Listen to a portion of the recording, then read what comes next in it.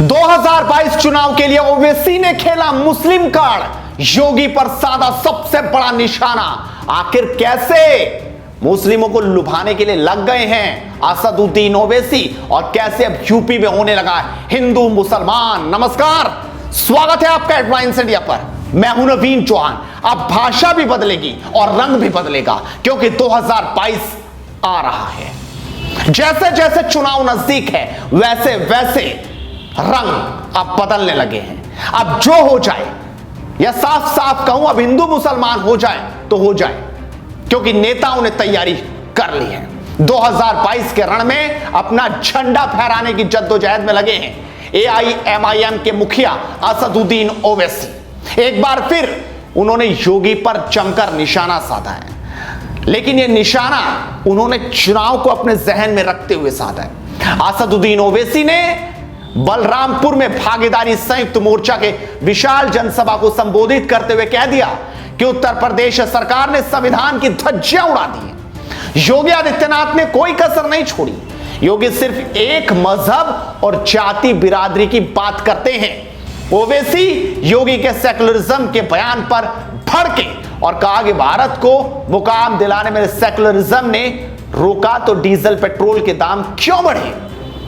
सबसे पहले आप सुनिए कि कैसे ओवैसी ने क्या कहा है। मेरे अजीज दोस्तों और बुजुर्गों, आप जानते हैं कि उत्तर प्रदेश में बीजेपी की सरकार बनी। पिछले 4 साल से बीजेपी की सरकार है और उत्तर प्रदेश रियासत के चीफ मिनिस्टर मुख्यमंत्री जनाब योगी आदित्यनाथ है।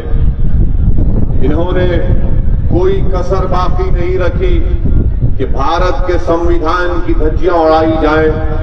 इन्होंने कोई कसर बाकी नहीं रखी कि सिर्फ एक ही मजहब की, एक ही तबके की, एक ही जात बरादरी की बात करें। इनका हालिया बयान आपने सुना होगा कि उत्तर प्रदेश के मुख्यमंत्री ने यह कह दिया कि भारत को विश्व में उसका मुकाम इसलिए नहीं मिल रहा है क्योंकि हम सेकुलरिज्म को मानते हैं। मैं उत्तरला की सरजमीन में खड़े होकर उत्तर प्रदेश के मुख्यमंत्री को ज्ञान देना चाहता हूं, उनको बताना चाहता हूं। आप अंदाजा लगाइए कि देश के सबसे बड़े प्रदेश के मुख्यमंत्री हैं और जिस संविधान में सेकुलरिज्म लिखा गया उसी के बारे में उत्तर प्रदेश के मुख्यमंत्री कहते हैं कि वो सेकुलरिज्म पूरी दुनिया में, विश्व में भारत को उसका मुकाम दिलाने से रोक रहा है। योगी जी, मैं आपसे पूछना चाहता हूं और आप और हमारे मुल्क के वजीर आजम से पूछना चाहता हूं, आज देश में पेट्रोल और डीजल की कीमतें माशाल्लाह 100 रुपये लीटर हो चुका है। क्या वो सेकुलरिज्म की वजह से हुआ है? क्या सेकुलरिज्म की वजह से पेट्रोल और डीजल और गैस की कीमतों में इजाफा हो गया? ओवैसी यहां कहां रुकने वाले थे? उन्होंने तो आगे जो कहा है जरा उस पर भी गौर कर लीजिए। उन्होंने कहा कि योगी की ठोको पॉलिसी के शिकार 37% मुसलमान हुए हैं। यदि संविधान की धज्जियां उड़ाई जाएगी तो देश का क्या होगा, देश के लोकतंत्र का क्या होगा। ओवैसी ने यह भी कहा कि यूपी के सीएम को बहुत गुरूर है कि कयामत का दिन नहीं आएगा। कयामत का दिन जरूर आएगा। डर और खौफ का माहौल खत्म होगा और यूपी में दोबारा योगी सरकार नहीं बनेगी। क्या आप जानते हैं कि जब से बीजेपी की सरकार बनी 2017 से 2020 के दरमियान में 6,775 एनकाउंटर हुए, 6,475 एनकाउंटर हुए, जिसमें से मरने वालों की तादाद 37% मुसलमानों की 37% मुसलमानों की थी। उत्तर प्रदेश में ये जो नाइंसाफी का दौर चल रहा है उसका खात्मा करिए।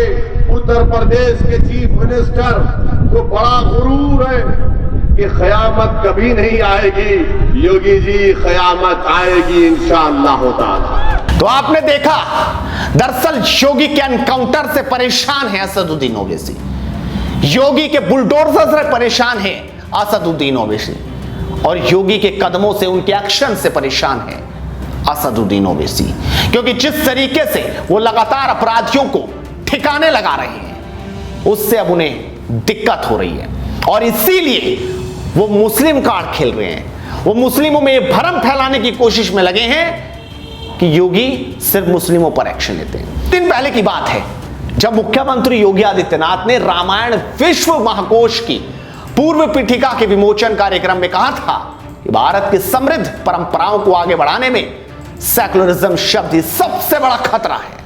ये सेकुलरिज्म जो शब्द है, ये सबसे बड़ा खतरा है भारत की इन समृद्ध परंपराओं को आगे बढ़ाने और वैश्विक मंच पर उसे एक स्थान मिल सके, वहां पर प्रस्तुत करने में जो सबसे बड़ी बाधा है वह यही है।